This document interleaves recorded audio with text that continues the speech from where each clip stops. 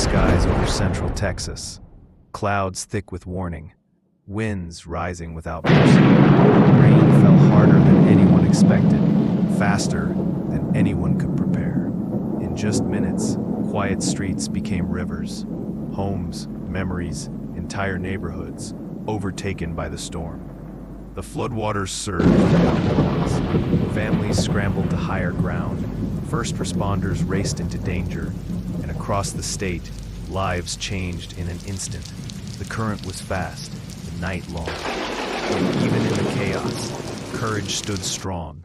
In every rescue, in every outstretched hand. By morning, the storm had passed, leaving behind silence, reflection, and resolve.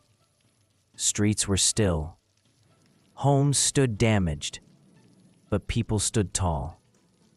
Neighbors began to gather, clearing, helping, rebuilding, one moment, one gesture at a time.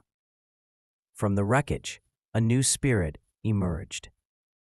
Volunteers arrived. Meals were shared.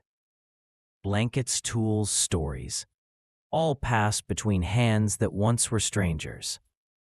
And though the flood left scars, it also revealed something deeper, a strength that can't be washed away.